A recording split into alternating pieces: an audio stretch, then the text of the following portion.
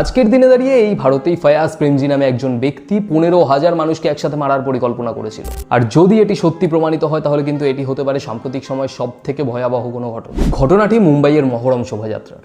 হাজার হাজার মানুষের ভিড়ের মধ্যে এক ব্যক্তি ক্যাপসুল বিলি করছিলেন, কিন্তু তিনি বলেছিলেন এটি নাকি ব্যথার ওষুধ। কিন্তু একজন সেই ক্যাপসুল খাওয়ার পরেই অসুস্থ হয়ে পড়েন এবং সেখান থেকেই শুরু হয় সন্দেহ। পুলিশের দাবি উদ্ধার করা হয়েছে 14,900টি ক্যাপসুল এবং প্রতিটি ক্যাপসুলে ছিল জিঙ্ক ফসফাইড। হ্যাঁ, ঠিক তাই, যা সাধারণত ইঁদুর মারার বিষ হিসেবে ব্যবহৃত হয়। আর আরও চাঞ্চল্যকর বিষয়, পুলিশের দাবি জিজ্ঞাসাবাদে অভিযুক্ত নাকি নিজে থেকে বলেছে যে 15,000 মানুষকে টার্গেট করতে চেয়েছিল। কিন্তু কেন?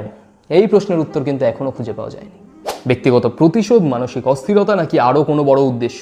এখনো পর্যন্ত তদন্তকারী সংস্থাগুলো কোনো নির্দিষ্ট মোটিভ নিশ্চিত করেনি। আর সব থেকে গুরুত্বপূর্ণ বিষয় কিন্তু এটাই যে এটি কিন্তু একজন অভিযুক্তের বিরুদ্ধে অভিযোগ, অর্থাৎ কোনো ধর্ম বা সম্প্রদায়কে কিন্তু এর সাথে জড়ানো একেবারেই উচিত নয়। তদন্ত এখনো চলছে এবং সত্যিটা সামনে আসার অপেক্ষায় গোটা দেশ। Anyways, subscribe to curious Bangali.